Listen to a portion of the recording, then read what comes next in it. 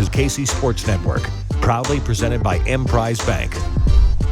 What's up, y'all? This is One Royal Way here on Kansas City Sports Network. I'm Joel Penfield, Jordan Foote, and Josh Keiser joining me as always. Jordan, you are one hell of a trooper for sitting through this. This is your flu game tonight, I think is what they call this. It might literally be my flu game. Like, I woke up we're recording this Tuesday, couldn't breathe really. Like, I have asthma, but it usually never flares up. So it's like, that's weird. And then it sounded like someone in one of those cigarette commercials, and then slept in the afternoon. It got worse. Now I have a fever and chill combo. So it might literally be the flu game, but I am excited to take my mind off of that and talk some ball. The joys of having kids, as I know Josh can attest, and anyone else listening, is when your kid gets sick, you're like, oh crap, and you got to take care of them. But your house turns into a ticking time bomb because you don't know when it's going to happen. You don't know where you're going to get sick. You just know it's going to happen at some point. And that happened to me this weekend. So I spent my Saturday afternoon and evening and all day Sunday pretty much laid up in bed, full-blown man flu. It was. Yeah, it's the worst. Vibes were low. Morale was low. Thank God the Chiefs just beat the ever-loving shit out of the Bears so I could enjoy my Sunday very nicely. Yeah, that was a lot of fun to watch. Shout out Taylor Swift. I don't think I can't be the only sports program podcast that doesn't say her name. So there you go, Swifties. Happy to have you on board. But I was not in on the Taylor Swift thing until she let out the "Let's fucking go" when Kelsey. I'm like, okay, all right, cool. That's pretty cool. And she breaks that out on Donna Kelsey next to her. Like, I mean, we're to believe that this is date number one. Yeah, whatever's happened, their first public appearance. If you're breaking out the LFG in front of Donna Kelsey, this is date, like, I don't know. They've been dating for 7 years in my book. Yeah, that's you don't do that. Like, I haven't done that with my in-laws. I've been married for 10 years. Yeah, that's wild. It was crazy. It was bigger than the game for a lot of people. And then he had like the 400% increase in jersey sales and 300,000 more social media followers. Like, even if it doesn't work out, he's getting some stuff out of it. So it's good for him for sure, and good for her obviously too.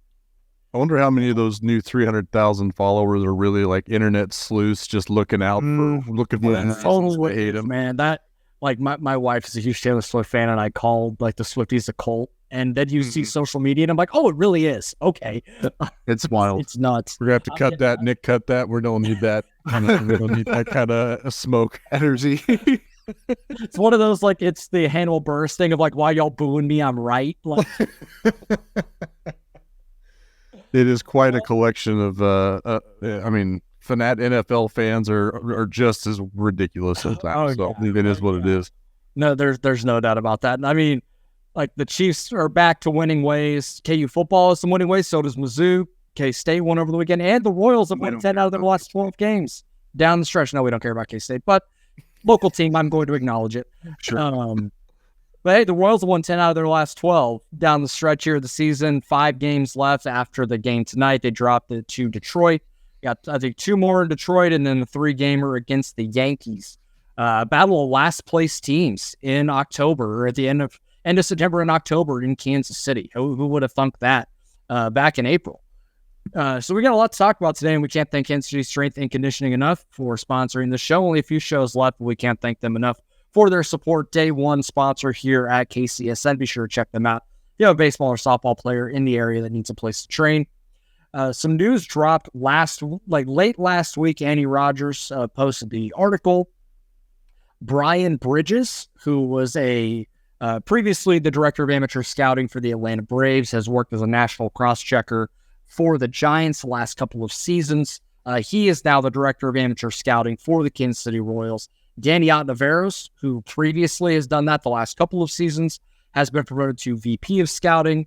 Additional hires and promotions from within here. Jim Cuthbert has been promoted to director of pro personnel and strategy, and Daniel Guerrero to director of international scouting.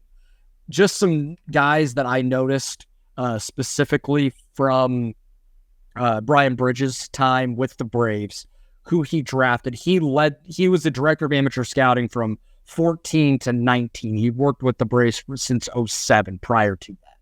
these are some names of guys that he drafted during those 6 drafts, 14 to 19. Evan Phillips, who's with the Dodgers now and killing it. Austin Riley, Mike Soroka, Colby Allard, Bryce Wilson, Kyle Muller, Joey Wentz, Ian Anderson, Kyle Wright, Drew Waters there in 2017. Let's see here. There's a few other pretty notable names here. Shea Langoliers, Braden Shoemake, Michael Harris, Brandon Parker, Vaughn Grissom, Casey Kalich, who came over in the Soler trade. So some pretty decent names, I'd say, in that list. I'm not saying that he's going to come over and hit home run after home run with Kansas City, but shows you the caliber of drafting that he had when he was able to lead drafts for another organization, and one that the Royals, have taken some stuff from. Obviously, Dayton has some previous time there, so there's a lot of familiarity between the two organizations. So that'll be interesting to follow. But I don't know how I feel about the internal promotion aspect of this.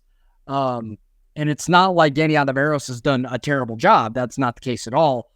But it's just a scenario where the top of the drafts have been what's been suspect about this. Like, I think he's almost done kind of what Brett Veach has happened with Brett Veach drafts. Like, the top of the draft is like, I don't know. But then at the back end, you strike gold. And Danny Ontiveros from rounds like 5 through 12 has been dynamite. It's been rounds 1, 2, 3 where we've had some head scratchers, and I don't know.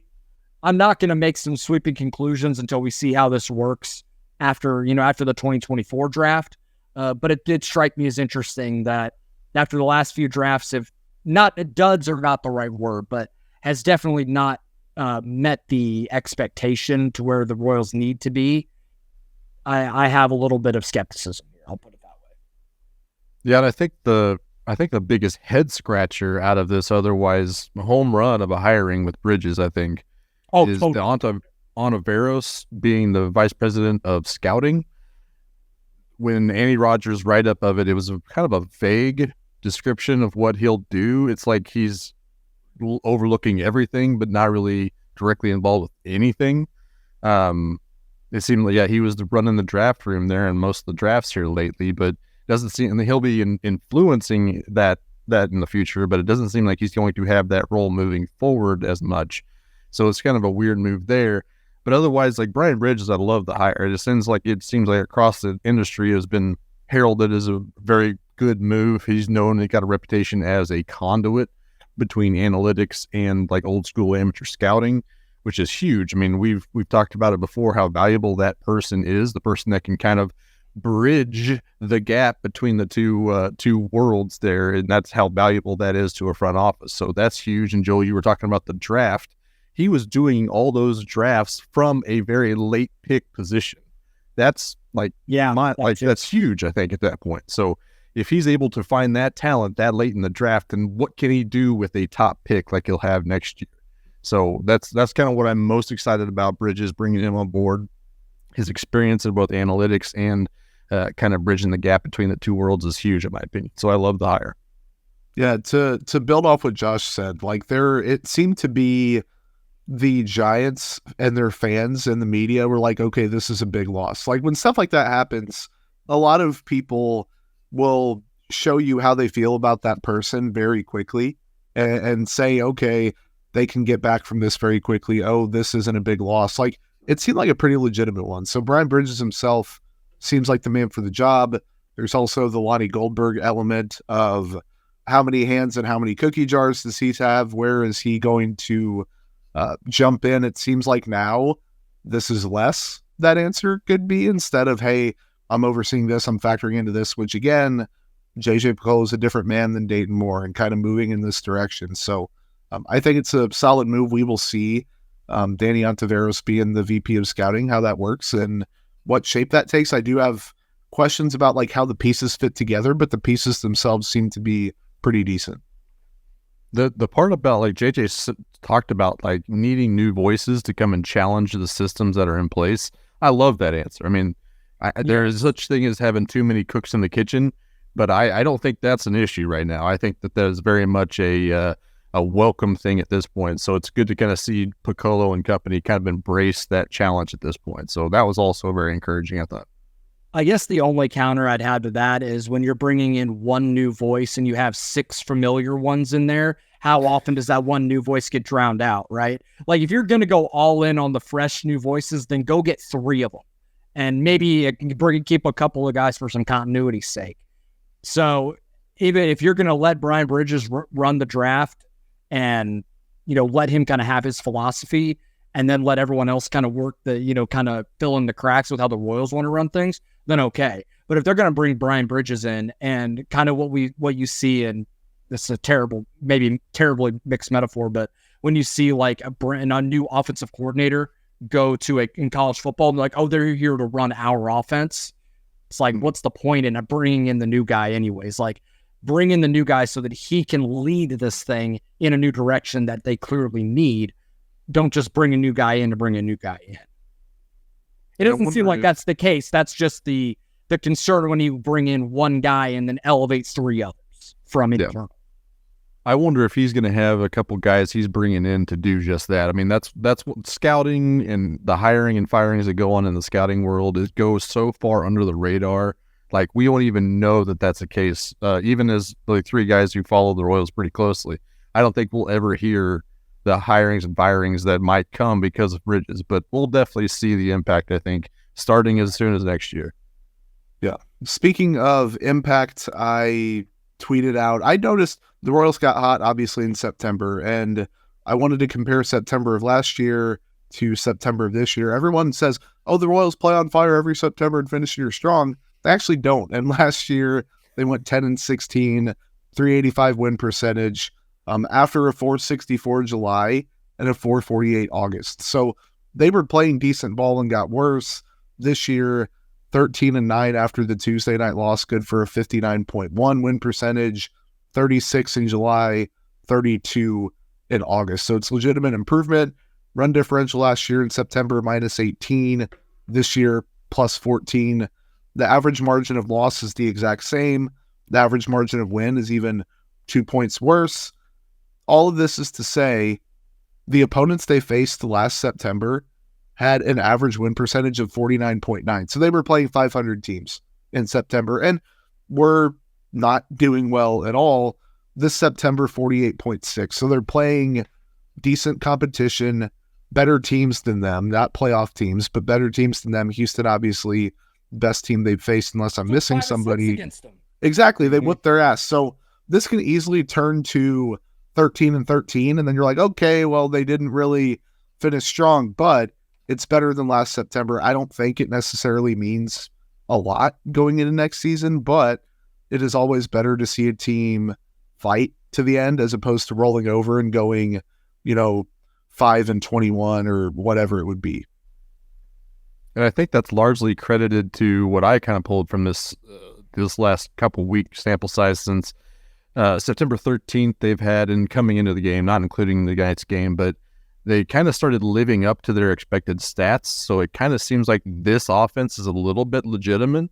We've kind of talked about it multiple times, but the Royals have the second highest differential between their actual, their actual team OPS and their expected team OPS. Their actual OPS is 698, but their expected is somewhere like 737. So they're like, 11th highest expected OPS in the major leagues and the 6th highest in the AL. So you should see that this is a potent offense. And that's what we've seen this last 2.5 weeks during this really good, successful, streak. I don't know if we can call it a streak anymore since it was snapped tonight, but it is kind of seeing them living up to their expected stats at that point. And then, since that 9-13 date, their team OPS is 747, which is their expected on the season was 737. Their hard hit percentage was 40.1. Expected on the season is 41.2. Barrel rate's pretty close to the same. Average exit velocity is pretty much the same. They scored 68 runs in 11 games. That is 6.2 runs per game in that, and they've played quality opponents. The starters have largely been the same. There's a 4.12 ERA, but still a 5.21 xFIP. Not good at all. The relievers have some, shining moments, but as a group, They're still 4.56 xFIP. So not great. The offense has been carrying them. It's fun to see that. And I think it's largely because they're kind of living up to what their expected stats have been saying that they should be all season. So hopefully this is just progression to the mean. And this is where they are supposed to be now and will be next year. We can look forward to it, hopefully. I think what's interesting about what we've seen in these last couple of weeks compared to other Royals teams that have, quote unquote, played well in September, that gives us the false hope of the offseason leading into the next year is a lot of times it feels like those guys that play well are like guys that are either on expiring contracts or aging veterans that are probably not going to be a part of the future, but they're here and it's like, okay, they're playing well, that's fine. But we just see the wins and we're like, okay, great. They're starting to figure it out. With this team being so young and so rookie and second year heavy, we're seeing it like the wins come from guys and the progress come from guys that are legitimately a part of the future of the team going into 2024. And they're the ones that are contributing to this. So I guess I think it looks a little bit different. It doesn't make me wholly buy into what the Royals are going to be in 24, that they're going to magically be 20 wins better. It's not necessarily that, but it's more of, I think we can see the building blocks to what next year could build into a little bit more, both with pitching and with hitting. Because there's been enough young pitchers that I think have started to take that next step that you feel like there's enough building blocks there to start to see the progress we thought we would see this year. I know we said that last year. It is what it is. But I think there is more to like with what we're seeing right now, obviously, than what we saw at the end of last year. All right. One last point here. The Arizona Fall League roster was announced last week as well. The Royals players are combined with a couple other teams for the Surprise Saguaros, and they sent a bunch of guys down there to the Fall League. 5 pitchers: Eric Sarantola, Rylan Kaufman, Jacob Wallace, Beck Way, and Angel Serpa. Interestingly enough, I can't remember too many guys that have gotten legitimate big league time that go down to the Fall League, because that's mostly considered like prospect finishing school or guys that, just something to build on. So I think that's kind of interesting. It might be just an opportunity for him to stretch out more as a starter, considering he's mostly been a reliever. Nick Lofton's going down there with Peyton Wilson. I bet the Nick Lofton thing is just for positional versatility. Let him play first, let him play second, let him play short, let him play the outfield, whatever. And then Gavin Cross is going down there as well. And that, I think, is purely to get him at bats because he hasn't swung a bat in the game in like 2 months. So hopefully we're able to see something from him to give us some sort of positive momentum going into 2023. You guys have any thoughts on the Fall League roster? I'm surprised to see Zerpa there, but I also get it. Like he's a guy that needs polishing, probably just needs the reps, especially after being hurt. That's really the only thing that majorly jumped out to me. Yeah, only 72 innings this year for Zerpa, so there definitely some reps needed in there. I agree with Joe. I think it's more of a stretching out thing. He's been doing a lot of bulk. Well, it's been really, really good lately, for sure. To me, the Lofton was a weird one. I think the only case for doing that is to get him more reps defensively and try to get him in other spots. But again, I don't know what he's going to prove down there. I think he's kind of done at least plenty to show that he could do. Is he going to catch? I don't think that's the case, unless he's learning center field or something. I don't know. I don't really understand why that's the case. I honestly, if we're sending the guy down with some kind of major league, service time, I'd much rather see Nick Prado go down there and try to fix what's going on with him. That makes way more sense to me. I think he's got potentially a higher ceiling than Thick Lofton. Thick Prado. I can't get my thicks. I'm getting my thicks mixed up. But I would rather see probably Thick Prado down there before Thick Lofton at this point. But, it is what it is. I'm going to look forward to seeing what their check-ins are every day anyways. Yeah, there's not a lot of opportunities to watch those games, but we'll see box scores and see some sort of video from scouts that are able to get down there, and we'll keep you guys updated on that as much as we can. We're going to take our first break, come back and talk about MJ Melendez right after this. Thanks for listening to KC Sports Network. Make sure you download our new app. Find it on the App Store or Google Play. Just search KC Sports Network. that like button, hit that subscribe button. We appreciate you guys hanging with us here this last week of the big league season. We're already like 157 games in now. It's crazy how fast it's gone. Also so long. It's been like the weirdest like short long season ever, because I mean it was a slog there for most of the year. Oh yeah, I wanted to go, oh God, what are we going to talk about today? Because there wasn't a lot. June, July, and then midway through August it just seemed like time stood still. And then ever since then has been absolute, light speed ahead. Yeah, no doubt. So our spotlight player we're going to talk about today is MJ Melendez. And I knew he had been playing pretty well. I hadn't really checked in on the numbers too much until recently.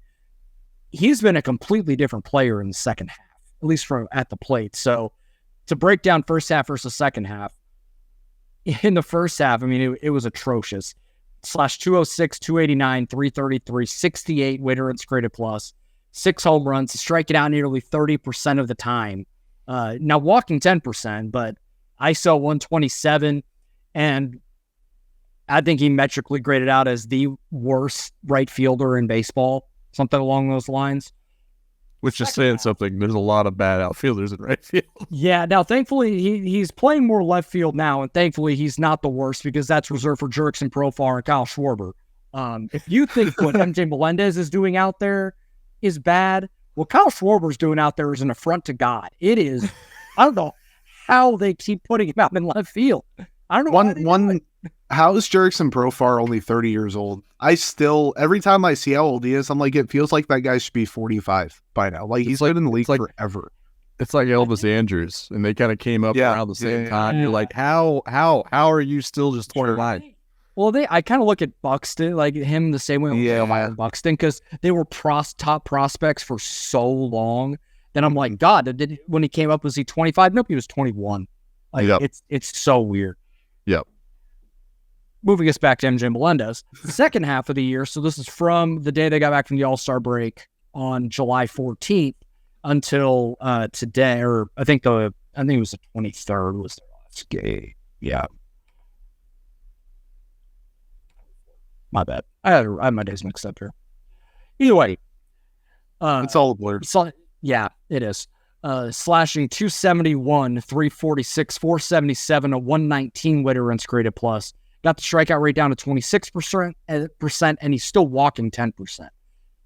So if we're able to just, even if they just have it down the middle, like somewhere, and he's like a 105 to 115 weighted runs created plus guy, and he's walking at that rate, providing enough power, I think there's something there. And he's looking, I know the season-long numbers aren't going to look great defensively, but you can tell over the last couple of months he's looked way more comfortable out there. I think some of us, I think we've taken for granted how difficult it is to still learn a position. I know we played it last year, but that was trial by fire. There's still a lot of learning that needs to happen. Like, not everybody that transitions to the outfield is going to be Alex Gordon, and they just figure it out right away and start winning Gold Gloves.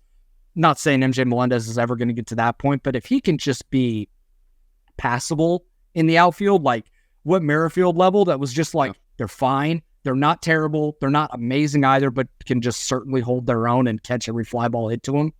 It's like a 1.5 win player in there with his power. He can pop you 20 home runs with a little less swing and miss.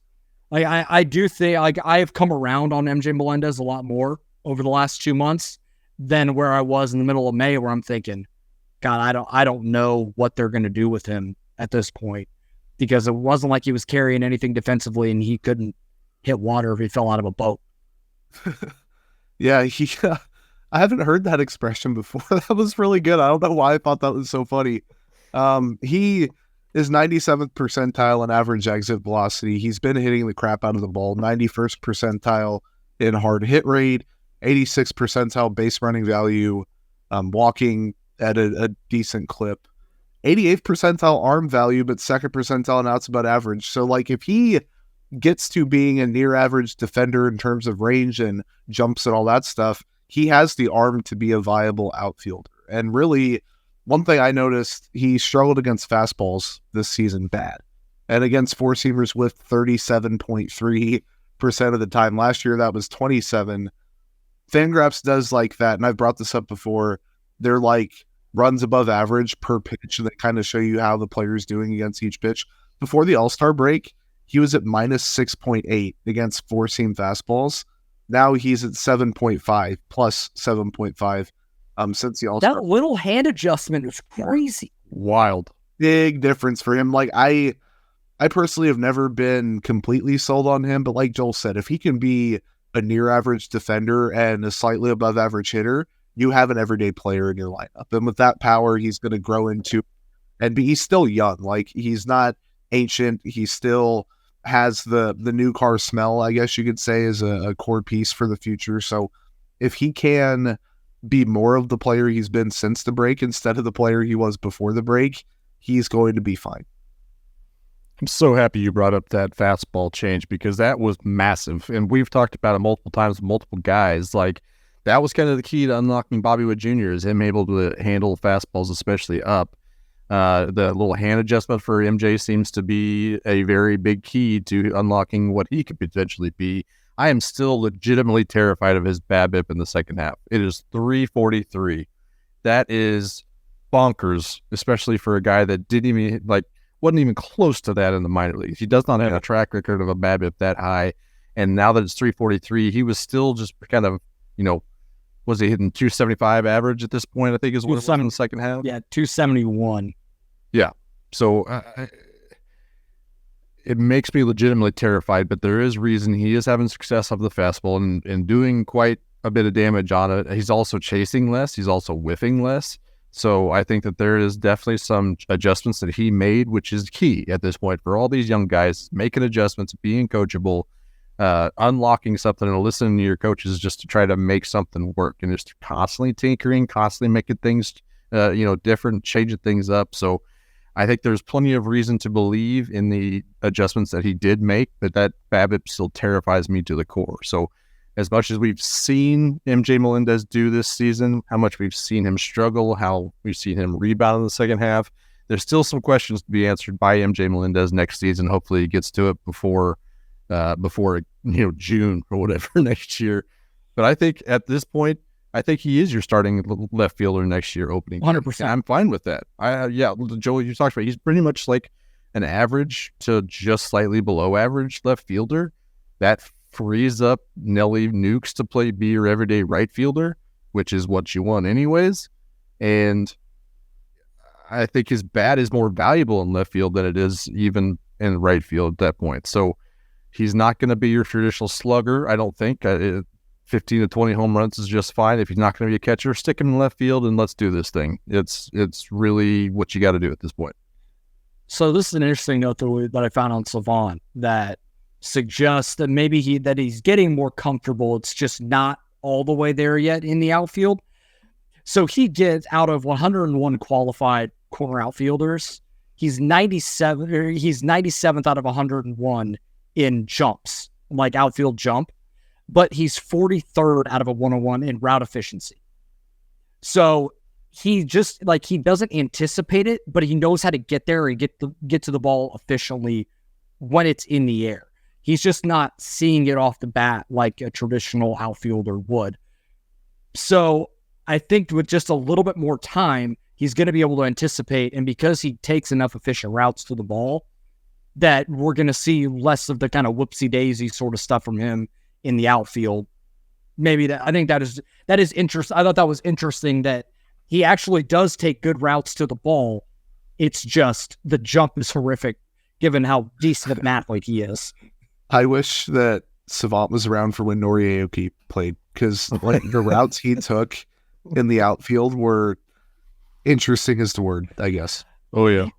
My only lasting image of Nori Aoki playing baseball, getting hit in the nuts, is the gif of him sliding for the ball and again hitting the boys. Oh man, brutal. He made that awesome catch in the playoff run, right? He made it in true right center. That's because I think he came in for who's our other out? It was it the Willingham 2014 wild card? Good grief, yeah. That was almost 10 years ago. I was very puckered when that ball was going towards him. Real puckered at that point. But Nori Aoki's a great one. Yeah, that's So. And Joel, to your point, does that mean like that? Obviously, it sounds like the instincts are there, which is something you can't coach. But reps and jumps and everything, reading ball, that comes with time. So I think if you're gonna want one of those to be the way it is, it's how it is. Yeah, like if he was getting really good jumps and I had no idea where the hell to run, I'd be way more concerned. Yeah. That's Kyle Schwarber stuff. Yeah. And so you mentioned where he is percentile-wise with arm strength. The fielder runs for arm value on Baseball Savant, he's 14th in all of baseball. And that's regardless of position. So, I mean, that's pretty good company for what he is, considering he's a fairly below-average outfielder. If he can just get it to, like, average, I mean, he's going to throw a lot of dudes out and, provide enough value there that it's not a black hole in the outfield there. And you're just like, we're never going to get to an Edward Olivares situation with MJ Melendez where the ball's hit to him and it's like, oh God, is this going to be okay? Yeah. Yeah. Edward Olivares Benintendi can win a Gold Glove out there. By God, it was so ridiculous. That was so ridiculous. By the way, tonight we send way too many strays to Edward Olivares. Given are they unwarranted? Yeah. In the outfield, yes. But I was just like, I don't know if Edward Olivares deserved that. I had to sit there and think about it for half. Well, Nelson Velasquez could be, traveling down that path. To be fair, his defense is better. Yeah, his defense grades out better. Again, it's kind of similar to MJ, where like they just hold their own enough. Sure. So, like I'm not that concerned about it. Like, I'm not gonna. And Nelson Velasquez in so many damn home runs that I really don't. It's like it's almost into the Kyle Schwarber point of I don't care. You could go out there with a frying pan on your hand, and I don't care because you're hitting me 30. You're jacking 30 to 40 homers. Sure, it's fine. Mm-hmm. Yep. All right, let's get to this.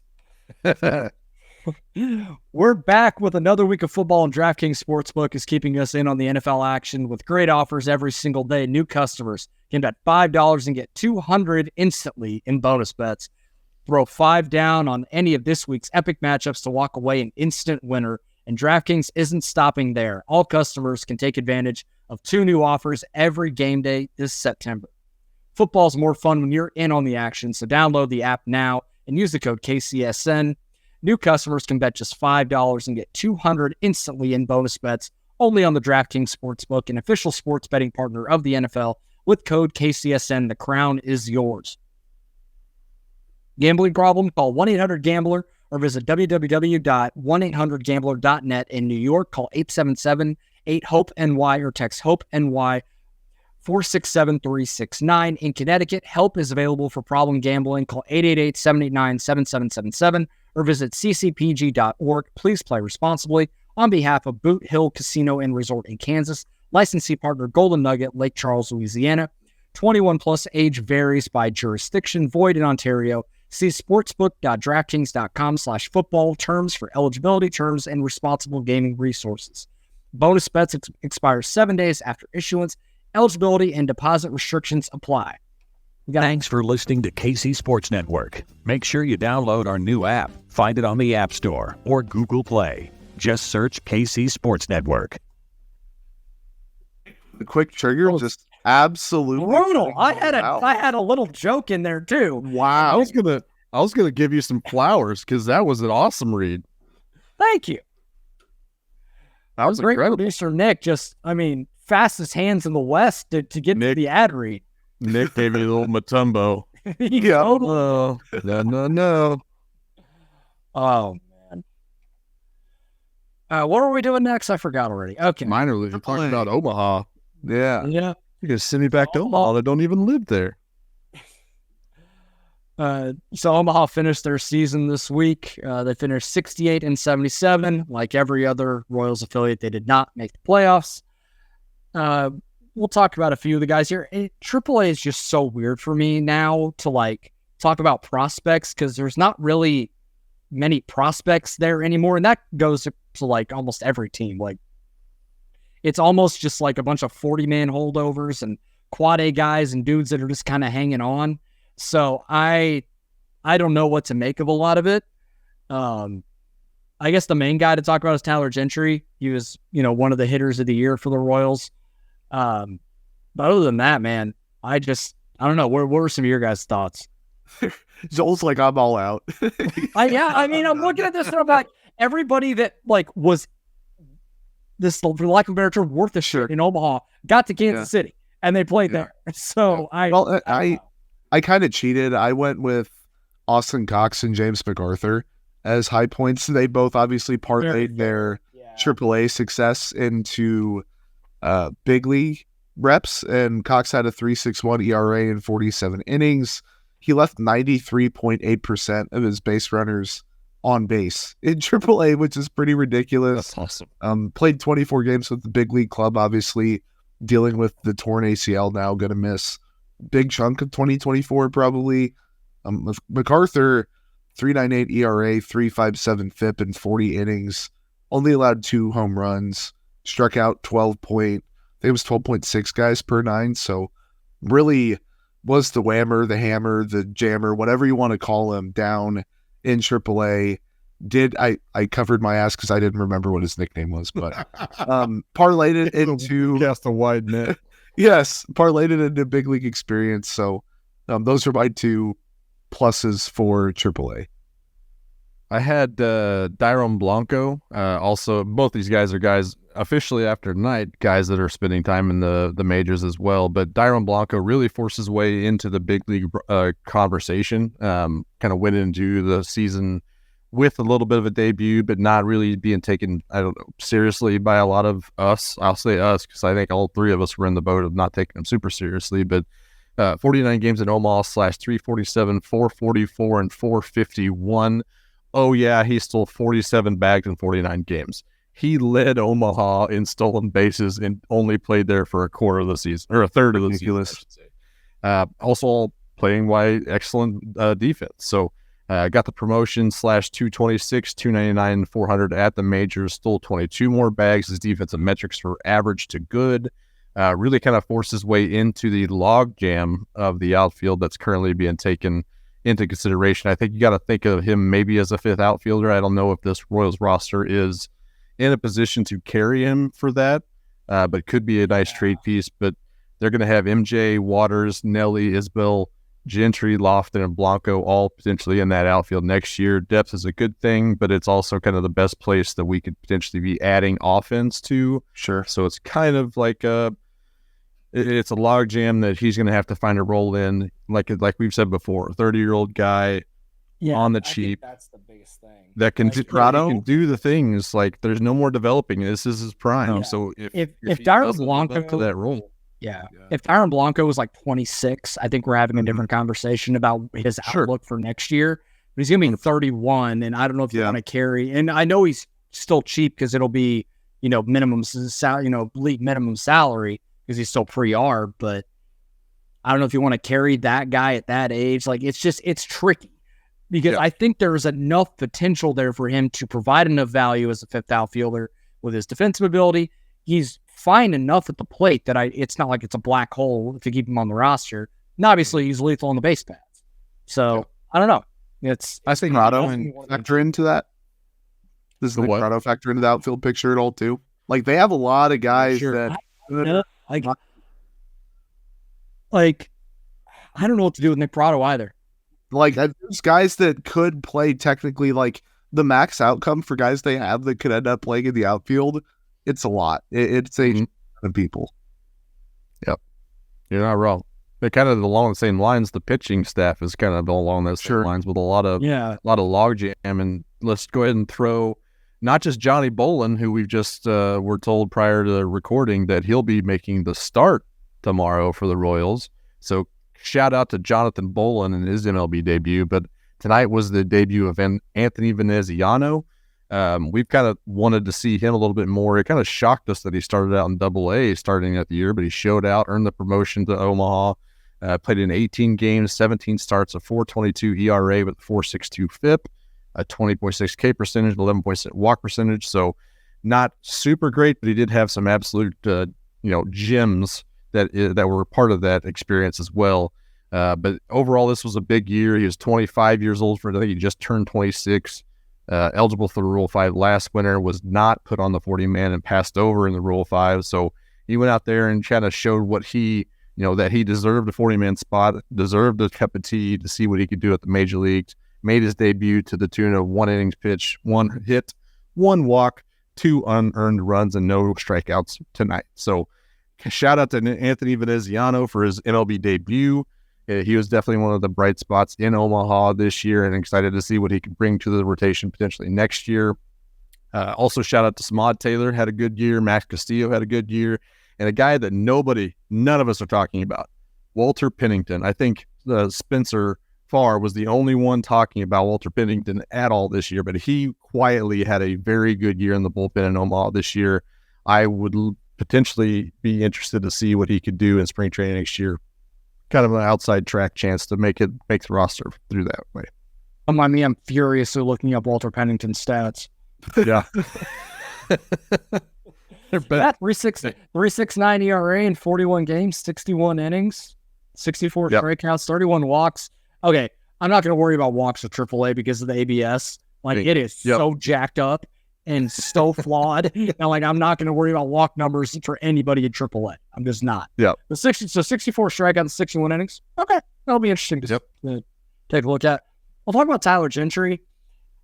It was a weird year for him because, it's one of those things, kind of like somebody I talked about. I can't remember who I talked about last week. That I was looking at the numbers and nothing adds up to make me think it was a bad year or a good year. I don't know, but Tyler Gentry had a 103 WRC plus in Omaha. He only struck out 22% of the time. He walked 14%. He had a 370 on base, slugged 421, 16 homers. He had 16 homers in Double A last year. I still think he's a good prospect. I think he's going to factor into the outfield at some point next year. And he really turned it on toward the back half of the year that I thought maybe he was going to get, a turn with the major league club. But I think it just got so jammed up with Lofton coming up and he started playing well. Nelson Velasquez couldn't stop hitting home runs. So I think the opportunities just got a little thin. I thought maybe he would be a fall league guy just to get him, just to kind of continue to improve, continue to work on what he's had over the last 2 to 3 months that have been, that's the Tyler Gentry from last year that we thought was going to go to Triple A and MASH. So I think it was just such a slow start to the year for him that it kind of wrecked some things. But that's not me closing the book on Tyler Gentry. I think he is a big league outfielder in some capacity.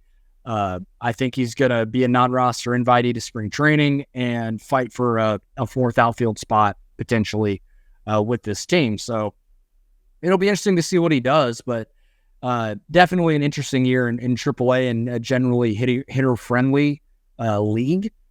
So I don't know. And, he'll be 25 next year, so it's got to make or break in some capacity for him. I'm a big Gentry guy. I hope to see him up there. Yeah. But it's going to be weird to try to find those opportunities for sure. All right. I agree. It was a very Tyler Gentry year. He's going to be in the picture and be around and high floor. And I don't really know about the ceiling, but he didn't do anything this year where I was worried about anything long-term. He's still around. Yeah, absolutely. Is there anybody you guys want to talk about on the low end before we wrap up here? Nate Eaton had an 84 WRC plus in 85 games, just not good. Kind of spelling the end or close to it for him. I think in terms of being a valuable big league contributor, he had a minus 53 WRC plus in 28 games this year. CJ Alexander turned 27 in July, had a 68 WRC plus with almost a 30% strikeout rate. Drew Parrish had, talk about not worrying about walks. He walked 58 in 84 innings with 64 strikeouts. He gave up 24 home runs. That is insane. He'll be 26 in December. Not the effort I expected from him. So those are the three guys. That was shocking when I looked at the numbers. Yeah. I think probably my biggest disappointment was probably Will Klein. Started out, in Double A, showed out, had the promotion in June, Still striking out guys, 28.2% strikeout rate, but walking guys 14.4% of the time, which is too high, especially in Omaha and Triple A. 5.66 ERA of 4.37 FIP, just wasn't locating very well. Still just 23-year-olds, there's plenty to like about his stuff. I'd love to see what Stetter and Bove and Sweeney have for him in the offseason, try to get him right, because his stuff is absolutely electrifying. He's another one that should have a pretty, outside track of making the team via strong spring training next year, but it wouldn't surprise me if we saw him in Omaha open up that way and then try to work back into the conversation a little bit more. And then we've talked about him a couple times. Nick Prado, super disappointing for me. I had high expectations. Even a guy at the mid-season that I was potentially talking about wanting to extend him at that point. Really kind of didn't live up to that, but he just had 131 plate appearances in AAA. /180, 290, and 342. And of AAA players with at least 130 plate appearances, Prado's 342 slug ranked 294th. That's a concern. Well, he is striking out a ton, especially here lately. I think it's over 50% in the last few weeks. Not walking, not hitting for power. That's not gonna do it. So, Nick Prado, I need to see more from you. Definitely a low light in Omaha, but I'm not writing him off by any means either. So give me some more Nick Prado, give me some adjustments, and let's go. So just an interesting note on Will Klein. So he had 14 walks and 29 and a third in Double A. Little high, but not super concerning given the strikeouts. He still had 49 strikeouts in 35 innings in Triple A, 25 walks. And again, I'll chalk some of that up to ABS. From people that I've spoke to that have pitched with that, guys that are high spin, high velocity guys at the top of the zone really struggle with it, especially if that ABS zone is canted down just a little bit and it's like belt high, like those guys are screwed. And the guys with sinker sliders and like pie throwing stuff, like they're the ones that are able to kind of cook with it. So I'll be curious to see if there's any adjustment there, or if the walk numbers just start to come down a little bit when he goes to the big leagues and we're not having to worry about that at this point. I know the ABS system is an inevitability, but it's got to get cleaned up before that happens at the big league level. But I still think there's enough to like with Will Klein. The stuff is undeniable. It's just a matter of getting to the big leagues and letting it work. And also I find it interesting, John McMillan was a guy that dealt with walk issues at every level. Yes, the big leagues, I know small sample, blah, blah, blah, but had like no command issues whatsoever at the big leagues. So maybe it could just be getting to the big leagues and having big league umpires and big league catchers. Maybe that helps a little bit for Steven Cruz probably fits in that category too. He does. Sure. Yeah. I think that's a great point too. Just Steven Cruz is the guy that struggled in AAA with walks. Yep. Similar kind of thing. So let that just be a lesson that if you're going to look at AAA walk rates, don't. Know what you're looking at. Yeah. No, not what you're looking at. Big grain of salt. Yeah. Grain of salt. Yeah. Maybe a few. Yep. Yeah. So we still have 2 episodes left of the podcast for this season. But unfortunately, Josh will not be able to join us for either of them. He's going on vacation next week. So that will be, this is going to be his last episode. So he's going to have his final thoughts of the season. So floor is yours, sir. Yeah. I'm going to be out of town, as the youths say. But unfortunately, I won't be able to join you guys in the next couple of weeks. But this season was not an easy one to cover. It was even harder to not give into the hyperbolic emotional reactions that we as fans are extremely susceptible to, and maintain that fair critique of the organization as a whole.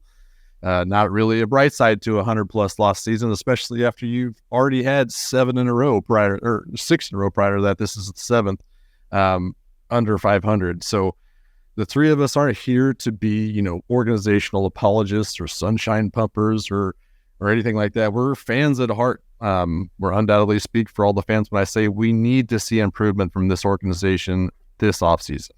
It was about this time last year we were talking about the hope that a new direction like firing Dayton Moore and Cal Eldred was going to provide. We didn't expect a contending season, and most people didn't even expect a winning season, but we damn sure expected way more than a 56-106 team. We expected a lot more than that. So what we got in this assessment year was an assessment year in every sense of the word. They threw ideas at the wall when injuries decimated a bad rotation. They did get Bobby Wood Jr. back on a superstar track. They played musical chairs with their roster, using literally everybody they possibly could to fill holes. They unequivocally and undoubtedly won the trade deadline, bringing in Nelly Nukes and Cole Reagans. They made me eat a couple habanero peppers on the recording as well.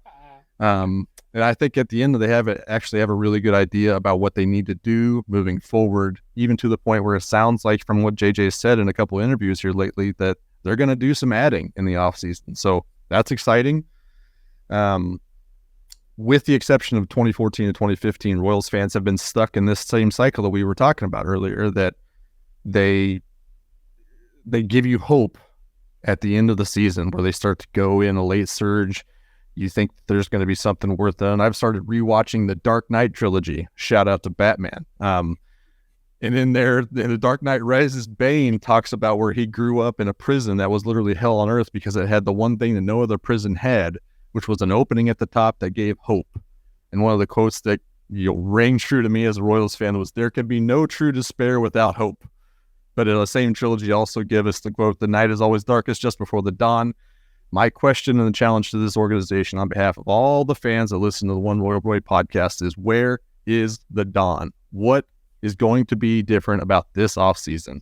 What's the trend breaker that's going to make this offseason different? It's going to be the motivator to make us all vote yes on a new stadium. What's the big domino that falls that's going to change the forecast of this team? And with that, I got to thank everybody involved here. I got to thank God for giving us, the chance to talk about and think about baseball at this high of a priority to us, as opposed to so many other awful circumstances that we could be talking about and concentrating on. Got to thank KCSC for sponsoring the show. KCSN, BJ Kissel, Tucker Franklin, keeping everything going. Shout out to Joel, who does the social media for us. He Not kills me. it. Not me. Not Joel. You also kill it, but the social media is just absolutely great for KCSN, so that's invaluable to us. Jordan and Tucker, and a shout out to producer Nick for grinding and producing this show every week. Appreciate it. I've done it. I hated it. So I know what you guys go to. I really, really appreciate that. To both you guys for being along for this ride and kind of bringing me on and letting me talk about the Royals with you guys. And lastly, I guess I need to thank the Royals themselves, JJ Piccolo, Austin Cox, Alex Zumwalt, for giving us the time this season. Last but not least, the listeners, the viewers, everyone we've talked to on social media and KCS and Discord chat.